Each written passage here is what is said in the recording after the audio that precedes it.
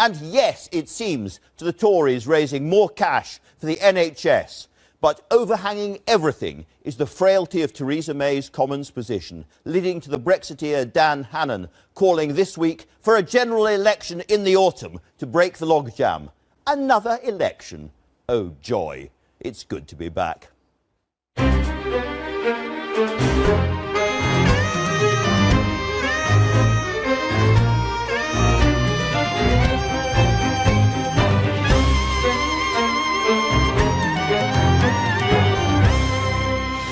Now, my guests this week include live in the studio Jacob Rees-Mogg, the bookie's favourite as the next Prime Minister and arch-Brexiteer, the Education Secretary Damien Hinds, and Labour's health spokesman Jonathan Ashworth.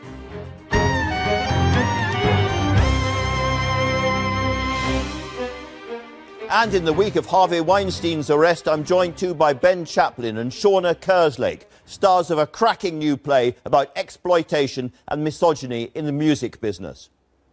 They won't play us out, but Canvey Island's very own Wilko Johnson will. Looking at the rain, waiting for you, baby, love you coming back again, back again. It really doesn't matter what you say. That's what the doctor ordered. Reviewing the news, Miranda Green of the Financial Times and the author and commentator Isabel Oakeshott. A sizzling hour ahead, but first the news with Victoria Fritz. Good morning. US President Donald Trump has said plans for talks with North Korean leader Kim Jong-un next month are moving along very nicely. On Thursday, Mr. Trump cancelled the summit because of what he called open hostility from Pyongyang. Now, he says, it could still go ahead after productive diplomatic talks. Yesterday, Kim Jong-un met for the second time with his South Korean counterpart in the demilitarized zone between the two countries. A landslide vote in favour of overturning Ireland's abortion ban gives hope to Northern Ireland. That's according to Penny Mordaunt, the UK's Minister for Women and Equalities.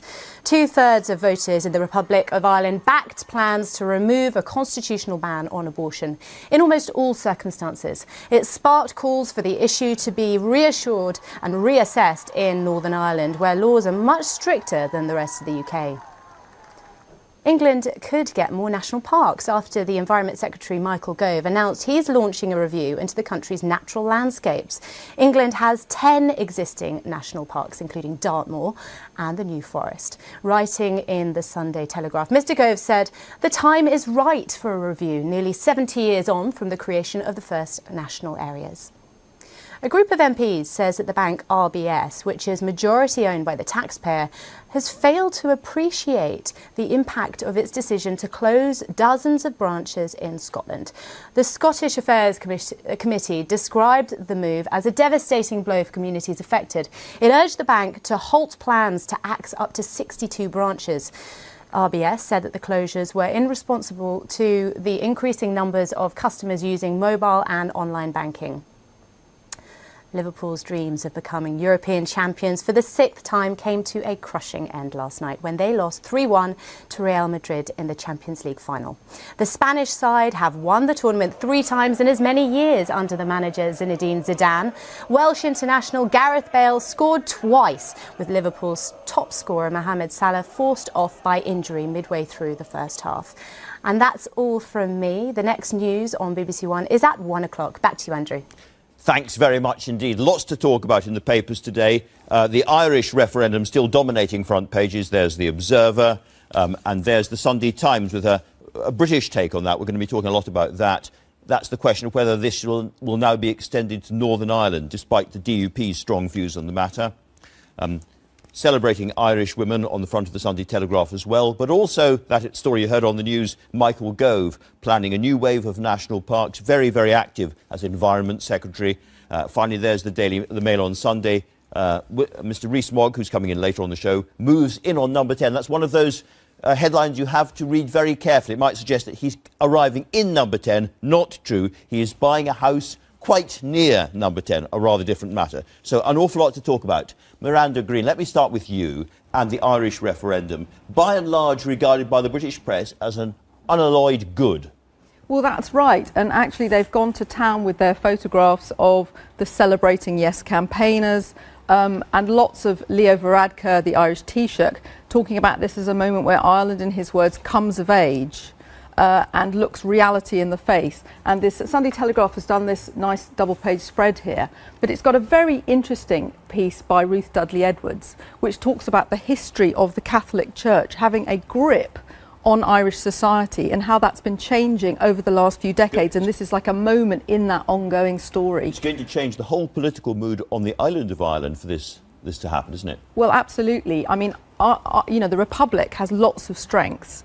It's a young country, it's put a lot into its education system, and now it seems to be sort of throwing off the shackles of a constitution which was supposed to protect morals, but actually was quite bad for women in lots of serious ways. And obviously they have this kind of quite young, interesting government leader at the moment as well, so they're sort of becoming a nation that wants to take its place in a new way. And all the rest of it. All the rest of it, yeah. The thing about referendums, as we've experienced in this country as well, is that the losing side are still there afterwards. And although it was an overwhelming vote, there'll be an awful lot of bruised Roman Catholics feeling that their Ireland has been taken away from them to some extent. And, as you often find in referendums, the older generation didn't vote the same way. So the over 65s were still sort of clinging to that Catholic past. And actually Ruth Dudley Edwards does say, let's not make this a moment of kind of vengeful division where we sort of humiliate those with faith, because the point about this referendum was to recognise the reality, which was that Irish women were getting abortions. They were just getting them here in the UK, not at home. Isabel Oakeshott. Well, I think the Sunday Times has a very interesting take on this, which is what happens now here in terms of the pressure on Theresa May and what might be appropriate for Northern Ireland.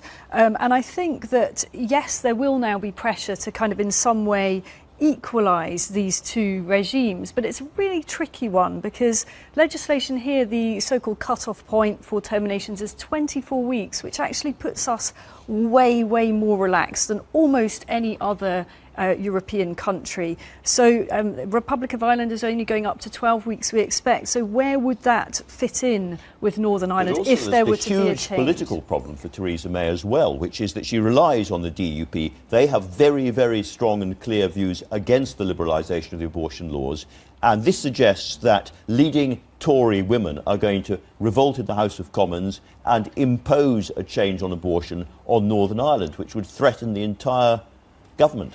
I mean, I think realistically, I can't see this happening. There is absolutely not the bandwidth for this within Downing Street at the moment. And, approach this issue at your peril. I look back on a number of brave politicians that have tried to tackle this in terms, actually, sort of looking at it the opposite way round. There have been a number of high-profile attempts, first of all by Nadine Dorries a few years ago, the backbench Tory MP, and actually Jeremy Hunt, the Health Secretary, thinks that the cut-off point in the UK is too lax. He would like it to be reduced by a few weeks.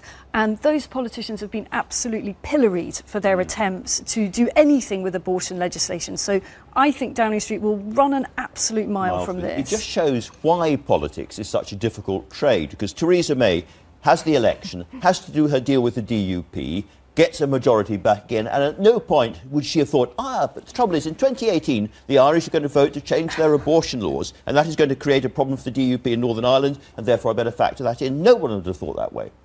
Absolutely no, not. It's absolutely true, isn't it? And but her alliance with the DUP has actually thrown a focus onto some of the anomalies of the law that people live under in Northern Ireland, which is not the law that we live under in the rest of the UK. Let's turn to a domestic issue which has got a slightly strange name, T-levels, but it's actually very important. This is a government announcement. And T-levels, we should explain, unlike A-levels, that's the academic bit, this is meant to be technical exams for students in everything from banking and finance to basic engineering to care working. It's to give British school leavers something that they can take directly to the workplace and say, I am trained to start work in your company. Absolutely. So the UK really falls behind European competitors on trying to have a technical route through education. And every 15 years or so, the government of the day tries to come up with a plan to compensate for the failure, essentially, after the Second World War, to actually introduce a proper technical education route such as that they have in Germany, for example. But this scheme is packed with danger for the Education Secretary, who you'll be talking to later, because he's actually been warned by his own permanent secretary it's not ready, and he's been warned, if you push ahead with this when schools and colleges are still trying to adjust to all the other curriculum changes apart from anything else, it's extremely risky. But he says he is going to push on, and there is a problem to address, because 50% of young people don't go the academic route to university, and what is there for them? It was very interesting this week, I don't know if you noticed, Ewan Blair, Tony Blair's son, has said that he doesn't agree with his father's university focus. 50% must go to university, and actually more kids have to be technically trained and be trained at work, and that's been our great national failing as an economy. Yeah, and I wonder whether this will become more popular as tuition fees. I know they're not getting more expensive at the moment. Downing Street's at great pains to emphasise that they've actually put a stop to the rise of fees, but I think realistically most young people envisage tuition fees getting worse. And I wonder whether there will be a kind of move now towards more T-level type orientated qualifications. You could do a lot worse now than encourage your children to skip university altogether and actually go for a vocational training, which will lead to an extremely well-paid career. If they get into a good company, then supports them and looks after them in the early years, of course. Well, and there are plenty such companies. Pimlico Plumbers is a great example. They take on a lot of apprentices. They are excellent at that stuff. Okay, but they have to be high quality, though. And the problem with the apprenticeships expansion is a lot of them aren't actually careers. You're earning £80,000 upwards of that. Yeah, we should all be plumbers, it's true. Yeah. OK, let's move on to my next guest, as it were, Jacob Rees-Mogg, all over the Mail on Sunday here, on the front page. And the story here is that he's buying a house in a very significant part of London, Isabel Oakeshott. People won't understand why it matters so much. This story is great mischief, and it's probably not much more than mischief here. So Jacob Rees-Mogg has bought a property on, I probably shouldn't say exactly where the address is, although I'm sure people will soon find out, is it? So, in that case, it's on Cowley Street. And that is just right by College Green, where everybody sees if there's a big story breaking, that's where all the TV cameras always are. It's right by the Houses of Parliament. Of 18th century houses where the Tory party has plotted all of its existence. Indeed, and I suspect from the top of Cowley Street, if you stood on the roof, you could probably wave to Theresa May somewhere over in Downing Street. So the suggestion is from the Mail on Sunday, and it is a bit of rubbish really, is that he's deliberately bought this place in order to establish a power base from where he will plot his route to number 10. But it is SW plot, because, I mean, round the corner was where Jonathan Aitken had his great meetings with the Thatcherites in the old days. Alan Duncan was around another corner. Michael Ashcroft. In fact, you know this building, Theresa. I do know this building, and I'm a bit unconvinced as to how nice a house it's going to make. I've worked in this building because it belongs to, was used as Lord Ashcroft's offices, and it is very much an office. Very tall, quite dark inside, works brilliantly as an office. Family home, he's going to have to do a lot of work, and it's very noisy as well. There's a lot of building works going on round there. Now, I mean, I think having sort of dismissed this as nonsense in terms of him buying it, I think that, I mean, genuinely, he absolutely is looking to run for the Tory party leadership. And this is not nonsense. This will cause him some trouble, I would have thought. So he's got a chunk of this company which he set up called Somerset Asset Management, and it turns out that they have a huge number of investments in Russia, oligarchs, friends of Putin's, and in China and in Brazil, but not in Britain. Well, I know you're excised about this, Andrew. I am. This leaves me cold, I have to say. I mean, are we to expect that just because he's a Brexiteer, he can only invest in British companies? It's a bit like saying, a travel agent who supports Brexit should only sell British holidays. I think this is a red herring. Moscow Millions, it makes it sound murky and dodgy. If he wants to sort of stick the Union Jack on his front lawn and say we have a great future as a country, you kind of hope he'd invest in us too. Well, I'm sure he's investing us in this country in other ways, but this firm has been set up for many, many years, and its business model is not around purely investing in Britain, and I think it's a bit silly to suggest it should suddenly change. But isn't the point here that if he aspires to the top job, and the point about the property story is that they're trying to say it's almost like putting in the phone lines for a leadership campaign, right? That's what they're getting at. Yeah. You expect this kind of scrutiny if you want to play at the top level. It's very, very easy to assume that we are the only country going through a bit of political turmoil. Let's talk a little bit about Italy in the Sunday Times there, if you can reach that. So Italy's got this new populist government, and they are scaring the living daylights out of rich Romans and others because there's a kind of very, very tough new tax laws. And I think we've had the Windrush generation. They're talking about deporting 500,000 people quickly. So, you know, this coalition between the Five Star Movement, this kind of upstart online rebel populist movement, and the League, which is a far-right party in Italy, they're going to try and form a government. But some of their policy platform is very, very extreme. And you're quite right to highlight the immigration plans, but also they could not possibly keep their spending pledges that they made in the election, these two parties, while staying in the Eurozone. And this is why it's really dangerous for the rest of Europe.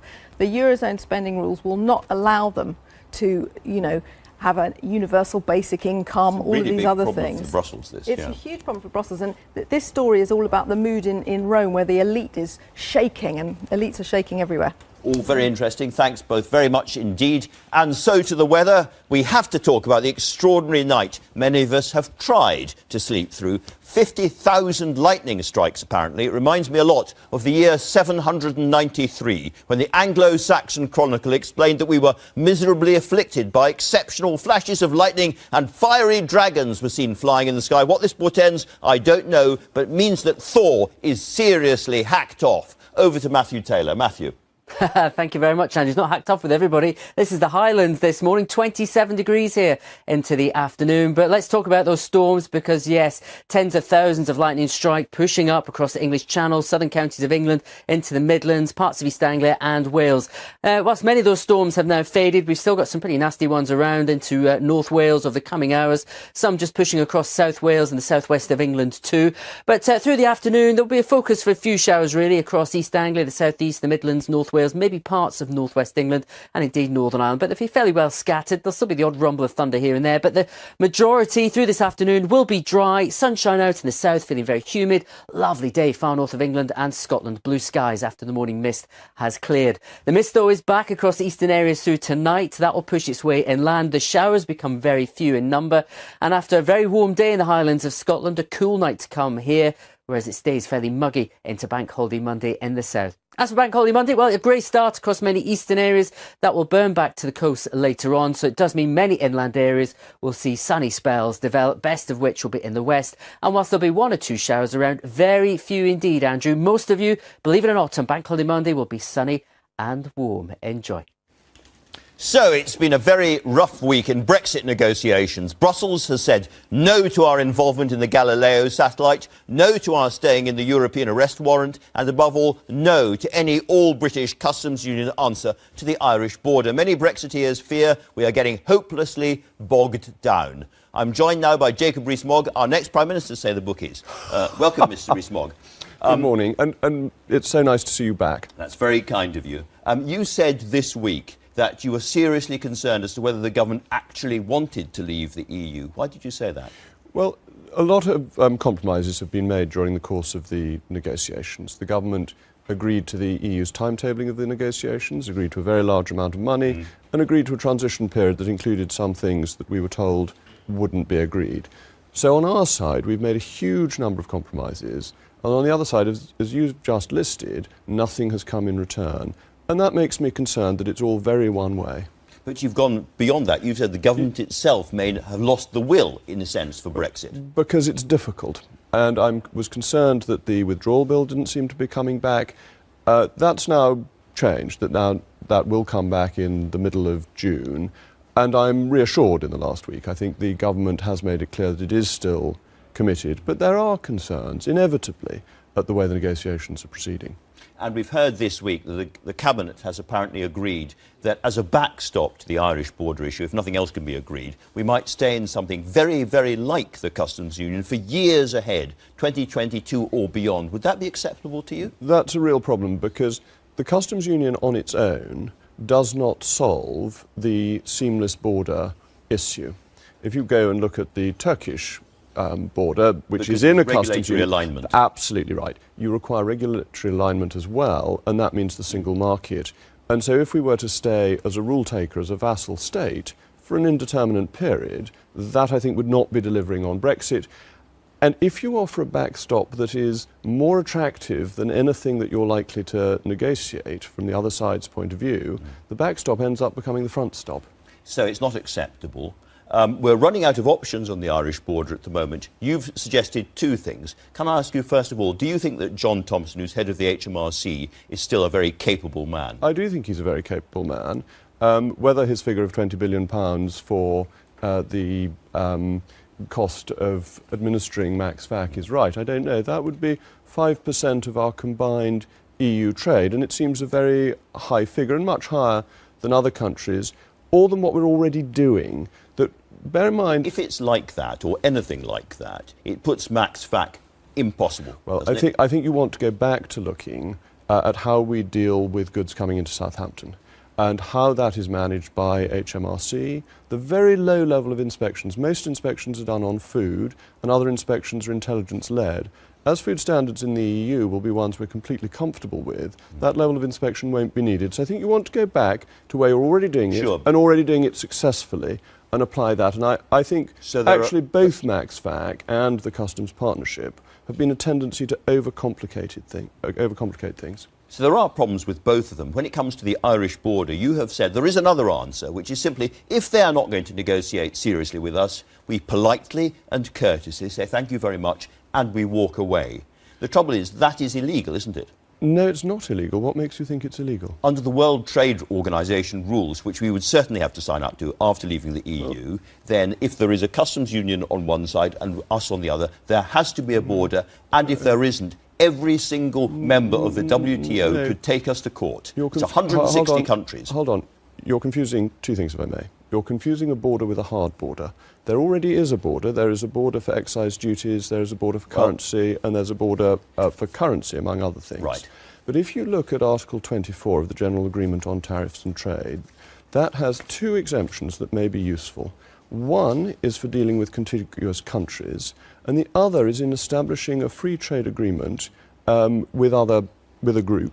So we'd have to have a free trade agreement with the EU? Hold on. Patience. What you have to do is great virtue, and virtue is a grace, and grace is a little girl who doesn't wash her face, as I'm sure your listeners will want to hear. But you can say we are working towards a free trade agreement, which we will be doing, and as long as both sides say this, you can then go on to say, and therefore we will, for an interim period, which can be up to 10 years, we will maintain the current arrangements, and that's perfectly legal. And actually, I discussed this on one of the BBC's other programmes last week with an expert, and we ended up agreeing that this was the case. Well, I'm no expert, as you spotted already. However, Sir Ivan Rogers, who was our ambassador to the UK, is an expert in these things. He has saturated himself in this for years and years and years, and he says the full EU regime will apply automatically, and that necessitates a hard border. Forget all the endless repetition of on the EU and Dublin's head be it, we won't erect a hard border, it be their choice. That is simply legally untrue at WTO level. That's Sir Ivan Rogers. Well, I think he must have a look at Article 24 of the General Agreement on Tariffs and Trades, and then he will be better informed. You think he's simply wrong on that? Sir Ivan Rogers is the chap who did David Cameron's renegotiation and provided us with the thin gruel. I'm not sure he is the most impartial or useful commentator on this issue. Let me try and find another impartial and useful commentator, the Prime Minister, because she's wrapped you over the knuckles over this very issue. She thinks that this idea of we're not going to put up a hard border, let somebody else do it if they dare, this kind of game of chicken, is irresponsible and has said so much to you. The Prime Minister said in her Mansion House speech that she wasn't going to do this. I think that is a mistake. I think it is the obvious negotiating position for us to have. Bear in mind, the Irish economy is heavily dependent on its trade with the United Kingdom. It is overwhelmingly in the interests of the Republic of Ireland to maintain an open border with the United Kingdom. And I think if you're going into a negotiation, you should use your strongest cards. And just to tear one of them up and set hairs running on other issues is, I think, an error. OK, there's lots of errors that you think the government have made at this point, and things are, as it were, we're getting stuck in the sand. The wheels are whirling around and we're not moving forward at all. Are we now at the point where we have to walk away? No, I very much support the Prime Minister in her approach to remaining within the negotiations. I think it's important to obey the formalities and the courtesies, but I think we should be clearer and stronger. Basically, the deal is very simple. We are paying a very large amount of money, £40 billion, and in return we want a trade deal. Everything else is essentially incidental to that. The £40 billion is of great importance to the EU because after March next year, it still has 21 months of the multi-annual financial framework, and it expects that to be funded by the UK. It would have to cancel projects or get more money out of the Germans if it doesn't get our money. But we've agreed to this already. No, we haven't, because nothing's agreed until everything is agreed. And therefore we should reiterate that and say quite clearly that if we don't get the trade deal we want, you don't get the money. And that's a very strong negotiating position. Is that a message for this summit? Do you think Theresa May should go and say, I know I agreed the 40 billion, but frankly, the way things are going, I'm changing my mind? I think it's worth reminding them that nothing is agreed until everything is agreed, which is clearly set out in the December text, because the issues you mentioned, Galileo and so on, the European Union thinks it's in a position of negotiating strength. Without our money, it faces a real crisis next March, when it's facing problems from other countries too. If I were the EU, I might be a little bit more worried about what's going on in Italy than whether the UK can remain a full member of Galileo. That seems to be more important to the structure and the fortunes of the European Union. You have adopted a kind of demeanour of this, of kind of very, very punctilious and polite menace towards the Prime Minister. There's no menace in me at all. There's plenty of menace in you. The ERG has constantly said, you can't do this, you can't do this, you can't... And then she goes and does it, and you pull back, because actually you're a phantom army. You have no possibility of taking on the Prime Minister over any of this stuff, because you don't want Jeremy Corbyn. Well, certainly I don't want Jeremy Corbyn. I do not approach talking to the Prime Minister in the way that you suggest. It's not for me to say, you must not do this, you must not do that. I'm very respectful of the great office that Theresa May holds. And presumably of Theresa May herself. And of her, whatever of she's course, doing, yes. she's working ferociously hard, That's absolutely right. night and day, long hours to try and get this deal. And again, I say this with great respect, but it's relatively easy to do what you're doing, which is to sit at the back of the hall and chuck elegant wine bottles at her. But she is working really, really hard. Can I ask you, if she came to you and said, Jacob, I'd like to make you Under-Secretary of State for this, that or the other, would you join her government? The Prime Minister is not going to be doing that. But if she did? But I want to respond to what you've just said, because I agree with you. I think the Prime Minister is the most impressive and dutiful leader that this country has had. Her expression of duty is something that all Conservatives should admire and applaud. I compared her recently to Geoffrey Boycott, who was my childhood cricketing hero, and I think that is her approach. It is a straight bat, it's a steady approach, and she scores the runs. If she is so great, why don't you ask to join the team? Because I think there are lots of other people who are very able, who are doing it extraordinarily well. You don't think you're up to being an Under-Secretary of State? Frankly, if I were the Prime Minister, I would use my patronage to encourage the pro-Europeans to keep them on board, because I'm going to back her in making sure that Brexit means Brexit from the backbenches, and I'm very happy and keen to do that. And you'll back her even if she brings to the House of Commons something like the full customs union backstop that you don't like? I will back the Prime Minister delivering on the promises that she's made in the Conservative Party manifesto and in her various speeches and in all the commentary she's made around it. Political gossip is a very different matter. And I think one can't work out from political gossip situations that may or may not happen. Everybody's against political gossip until they're really at the centre of what they want to do. Oh no, political gossip's great fun. I'm not against it. That's great fun, but it's not determinant. Do you have what it takes to be Prime Minister? I don't wish to be Prime Minister. I'm very happy being a backbench Member of Parliament. My concern... Can I ask you one question that you have, if I may say so, elegantly avoided up to now, but is a very important one. Are there any circumstances whatever in which you would challenge Theresa May for the Prime Ministership? Of course I wouldn't challenge Theresa May. That's a ridiculous idea. No circumstances. The Prime Minister has my full support to remain as leader of the party. As I've said many times, my concern, my sole ambition, other than being Member of Parliament for North East Somerset, is that Brexit should happen. That's what I want to support, and I want to support the Prime Minister and the Conservative Party in delivering that. Is your message to the Tory party that if we get rid of Theresa May under any circumstances, that threatens the entire Brexit project? I think Mrs May is crucial to the Brexit project, yes.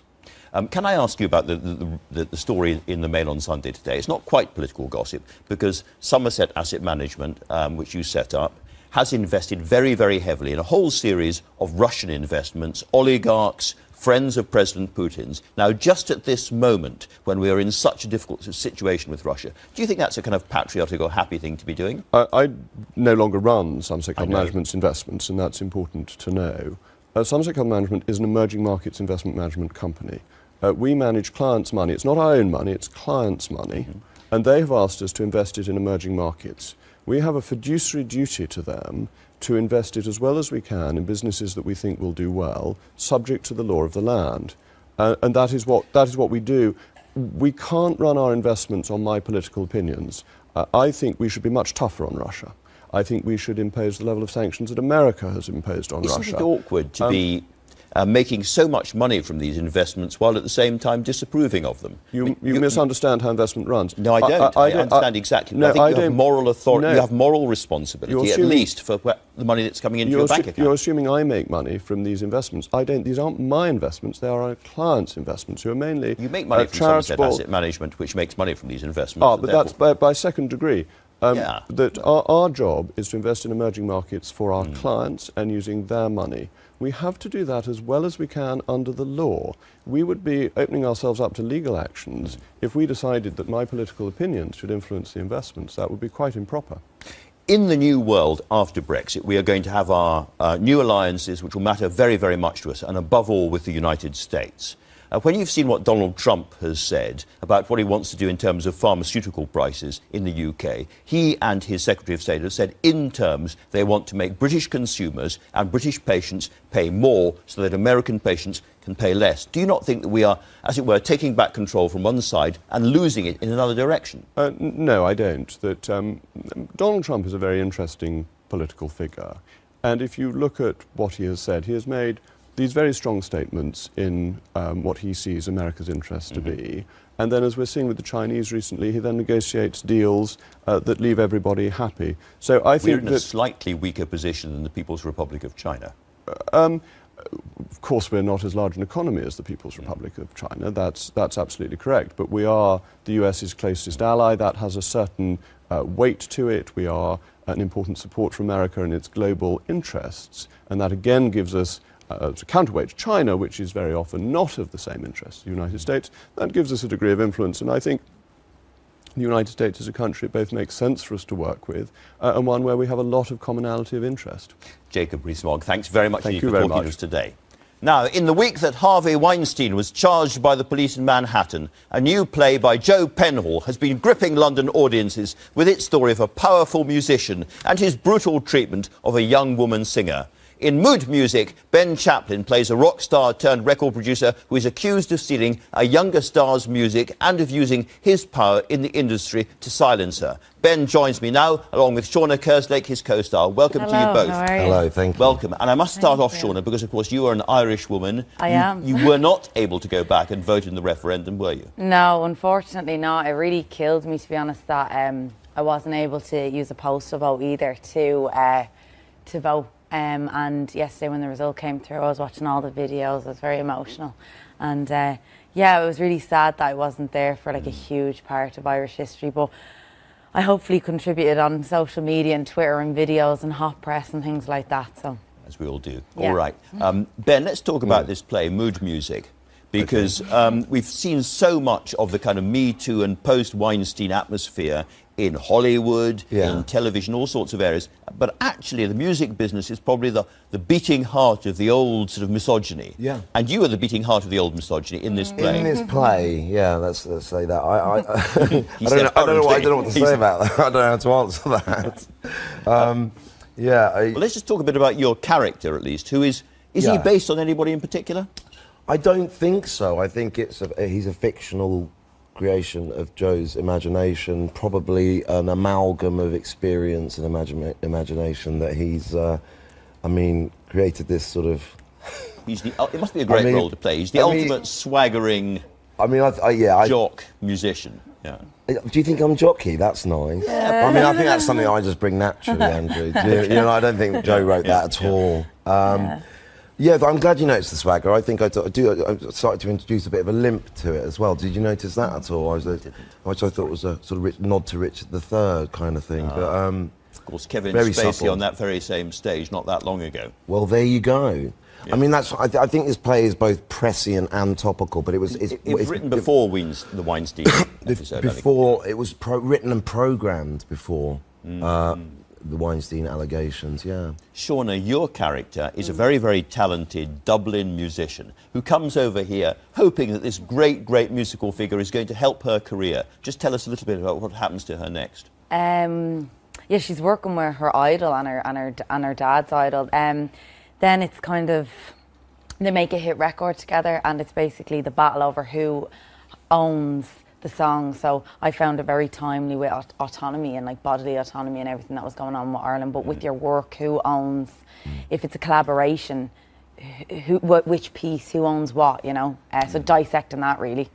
Which is something that goes on in music industry all the time. It's how do you define who actually created it if it's a collaboration? Yes. Very, yes. very difficult to do. Yes. And that's why there's a history of bands breaking up, bands not speaking to each other anymore. It's a very, very divisive industry. And you are playing, let's be honest about it, a villain who has Yes. to yet attract some warmth from the audience as well. It's a tricky role to do. That is quite a tricky thing to do, yeah. And it varies night to night. There'll be nights where I can tell there's some Bernard fans out there, and you know, and they always end up slightly disappointed in themselves.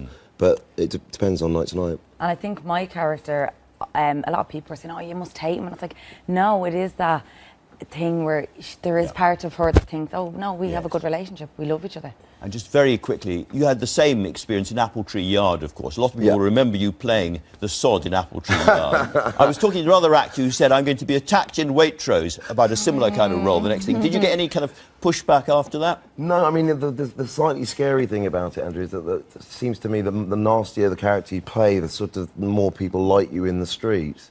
What does that say about human nature? Nothing nice. Shauna, Ben, thanks very much. Thank you very for much. coming. Thank you. And Mood Music by Joe Penhall is on at the Old Vic in London until the 16th of June.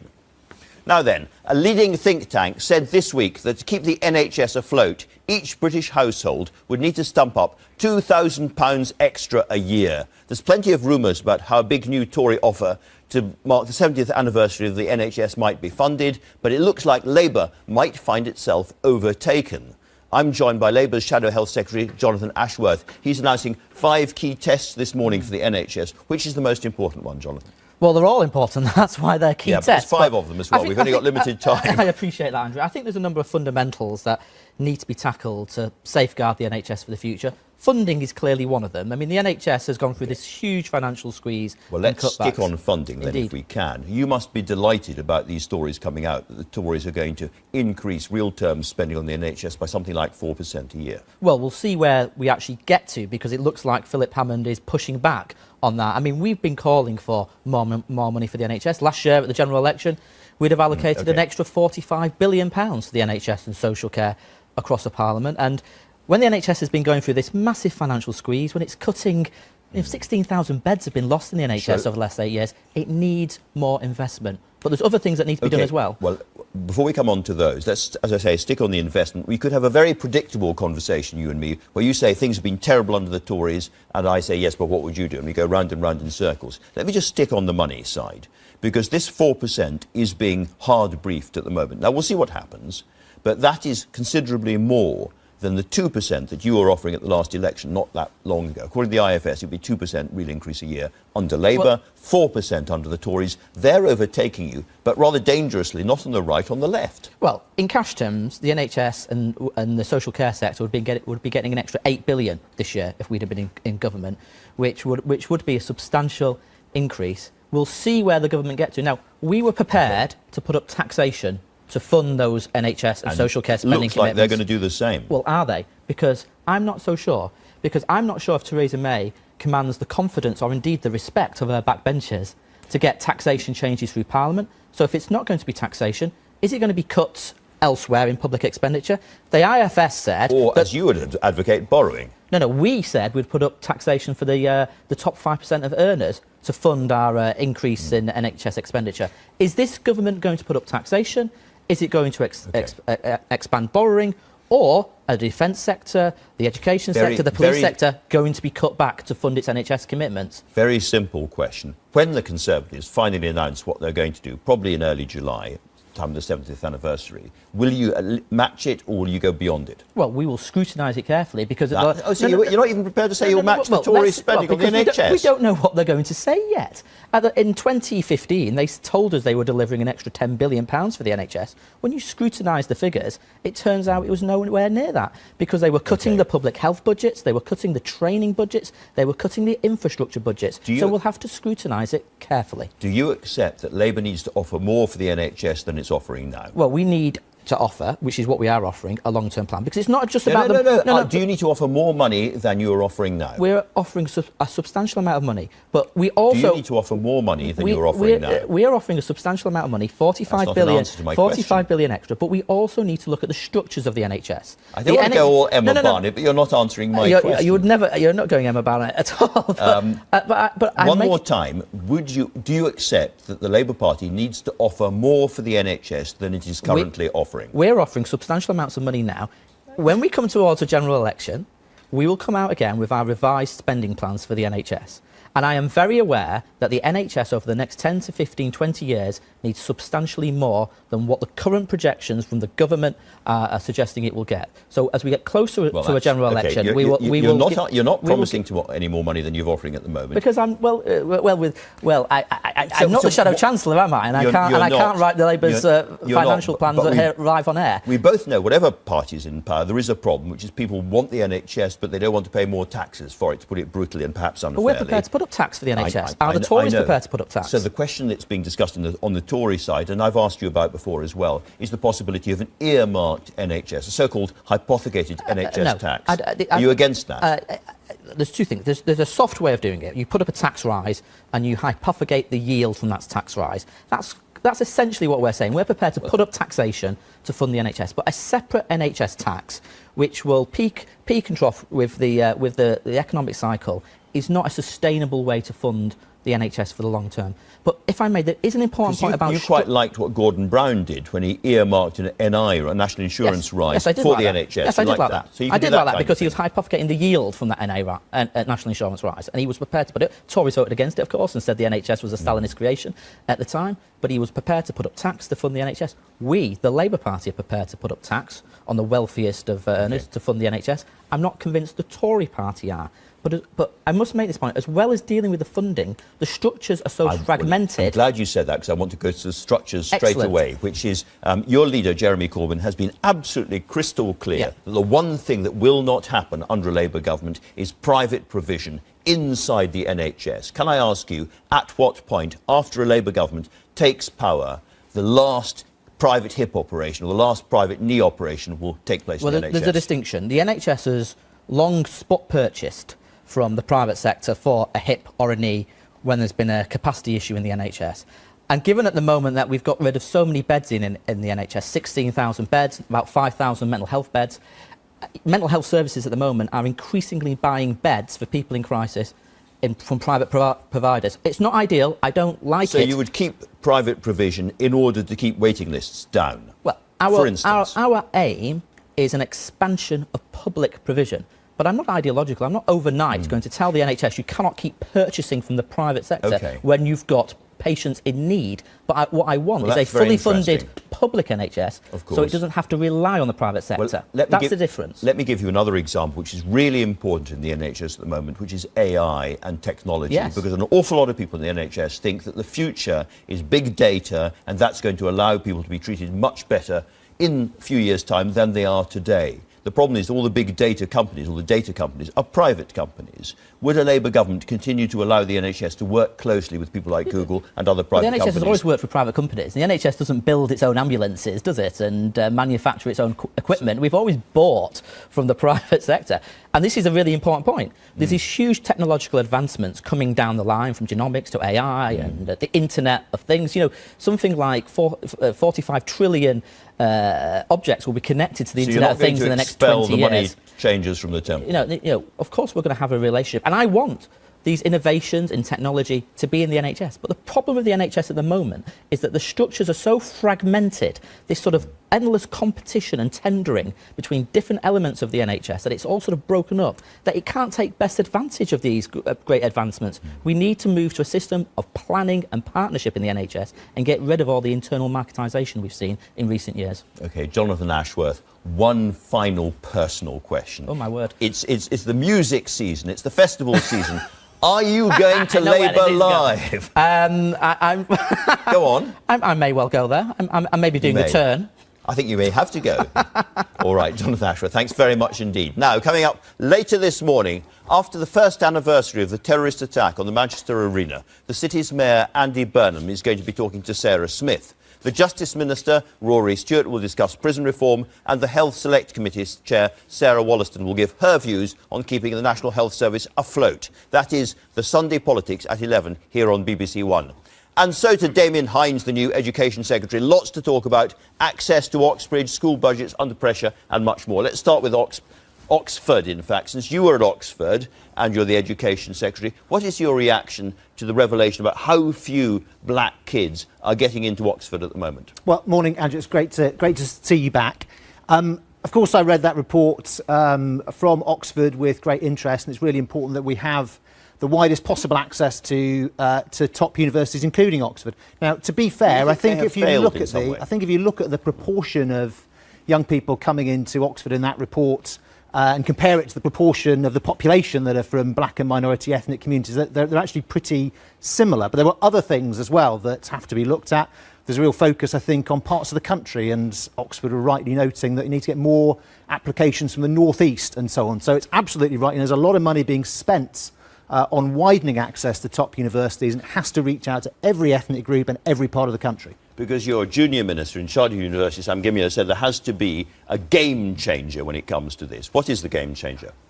Well, the game changer has, to some extent, the game has already changed. To a very large extent it has. So we've got more young people going to university than ever before, but also more young people from disadvantaged backgrounds going to university than ever before. But we need to have more going into the top selective universities. So how are you going to do that? Well, we're going to do it by insisting through the Office for Students that top universities are doing absolutely everything they can and proactively reaching out, as, by the way, to be fair, many already are and being very effective in doing that, making sure they are reaching out and widening their access as much as possible. OK, so take two Oxford colleges at random, one of which is doing a huge amount to reach out and try and get kids from disadvantaged backgrounds, white and black, in, and the other one is frankly ignoring the issue and taking everybody from Eton and Winchester and all the rest of it. Does the office then intervene to penalise the, quotes, bad college and help the, quotes, good one? Well, I think we have to look at a university level as well, and Oxford and Cambridge both have a college structure. I'm just giving you an example. But at the university level, there's also a responsibility, and I think colleges do actually work together. But what the Office for Students will do is look at what everybody's doing, the report on it already. There's these access agreements to be able to charge the fees that universities do. They have to commit to certain things, and we have to keep on working harder at that. OK, when Theresa May walked out into the sunshine and gave that very, very first speech when she was Prime Minister, she talked about the burning injustices, and we all remember what she said. She said one of the burning injustices is that so few white working-class boys in this country make it to university at all. How worried are you about it, and what are you doing about it? I think what the Prime Minister has done with the race disparity audit is very, very effective in shining a light on these issues and facing up to some uncomfortable truths. And then, that's the first stage. Does the race disparity audit pick out white boys? Yes, it does. It picks out all races by definition and compares them, and that's a really important first stage. We need to make sure that attainment is as high as it can be for children in all parts of the country and from all different ethnic groups. We've already seen the attainment gap between the rich and the poor narrow by 10% at both primary and secondary, but there's always more to do and we need to keep working at it. Because you focus there on schools, and up and down the country, particularly in England, which is your responsibility, head teachers are screaming with pain about their budgets at the moment. They're saying, we have done everything humanly possible to live within our budgets and to raise money by going to parents and dipping out of one fund and into another and all the rest of it. We are now at breaking point. Do you accept there is a crisis in the education funding of English schools? Look, I recognise that budgets are tight, and managing those budgets for a school presents challenges. But it is also true that there is more money going into schools in England than there ever has been before. £42.4 billion this year. And Not in real terms. And it'll be 43.5 next year. So actually we're protecting the per pupil real terms funding overall across the system at a time when pupil numbers are rising. I want to be polite and nice, but I ask you whether that is really true. I've got some figures here which I'd like everyone to look at, which is the increase up and down in per pupil funding. This is the real increase in per pupil. Now, elderly viewers will notice that's someone called Margaret Thatcher at the end there. Very tough. Funding goes up 2% under Margaret Thatcher. There's then an economic crisis. It really is a real terms cut. Real terms, it comes down very modestly under John Major. Then Tony Blair comes in. Real terms funding goes up by nearly 5%. It goes up again under Gordon Brown by 1% despite the crisis. Then there's the austerity years. It goes down by 0.5% under David Cameron. Under Theresa May, under you, it's gone down by 0.7%. It's a worse record than anybody else. These are the IFS's figures about real term funding. That is the truth about what's going on. So the IFS, as you rightly say, have done these figures, and they say that yes, this money is protected for the next couple of years. And then at the end of that cycle, if you look at per pupil funding it's the worst record in 40 years. In 2020, it'll be 50% higher than it was a generation previously, 50% higher than in 2000. So yes, budgets are tight. There is no denying that. But it is also the case that there is more money going into schools across the piece than there used to be. Austerity was something that happened after 2008. Now, we all understand that, but this has been years on, and still real terms funding per pupil is 0.7% down under Theresa May, compared to a sharp increase for somebody like Margaret Thatcher. That is a disgraceful record, isn't it? No, we're holding constantly per pupil real terms funding for the next couple of years. And as I say, this is at a time. But this in the figures. But this is at a time when pupil numbers are also increasing, and there is more money going into schools than ever before. We're also spending more money on early years than any previous government, which also helps. Budgets are at popping. Which helps kids to be ready when they come into school. There are more teachers in school than there have ever been before. 450,000 teachers in our schools today. So yes, as I say, budgets are tight, but there is more resourcing going in. Have you been talking to the Chancellor of the Exchequer about rising budgets in schools? I regularly talk to the Chancellor of the Exchequer, and of course we talk about the entire education landscape. We talk about schools, we talk about colleges, we talk about the funding that needs to go with those things to make sure that everything is properly funded. Of course, we found a further £1.3 billion to put into the schools budget to make sure we could protect the real terms for pupil funding. We've got £500 million will be going in per year on T levels once they come in. I'm going to come on to T levels in just a second, once they come in fully. We've got £23 billion going over 5 years on school capital, including being able to create all those extra places where there's demand. It's not just people on the left, and it's not just the teaching unions who say there's not enough money going into schools. John Redwood is by nobody's standard a wild liberal left-winger. John Redwood says, talking about his own area, his own constituency, we are now at the point where it is simply too little. We simply do not have enough. And many Tory MPs think the same. So look, of course it is vital that we have schools up and down the country properly resourced. Through the national funding formula, actually what we're doing over a period of a few years is making sure that schools that were historically underfunded, by the way, by all governments in the past, historically underfunded, much less by Tony Blair and Margaret Thatcher than by can come up to the level of resourcing that they need. And as I say, overall across the piece, £42.4 billion this year. It'll be £43.5 billion next year. And it's still 0.7% down in real terms.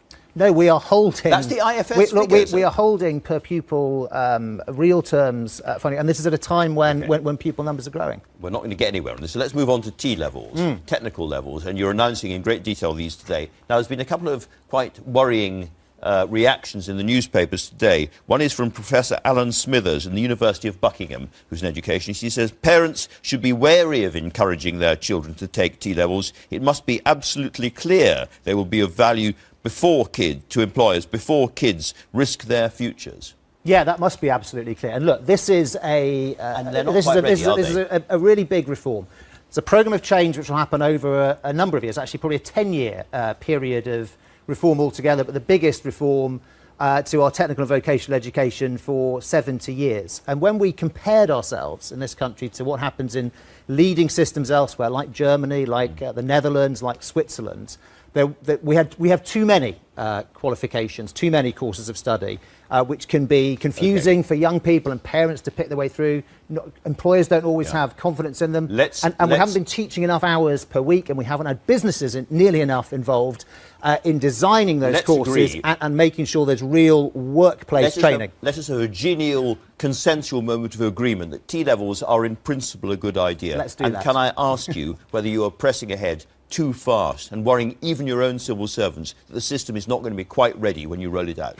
No, look, these things do take time. These are new courses of study. Eventually, there will be 25 new courses of study. Actually, initially, we're only talking about 3 coming in 2020, and only for around 50 colleges out of eventually many hundreds of colleges. So it is a gradual process.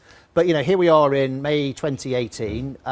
We started this design process a couple of years ago. There's still 2 years and 4 months until teaching will begin, and another 2 years after that until the first completion. So this is proceeding at the proper pace. But it is really important. It's really important that we do it, and it's really important we get it right for young people to make sure they have the technical skills they need, and our economy can drive forward its productivity. But you are pushing forward this at a very fast level. You'd agree with that, I'm sure.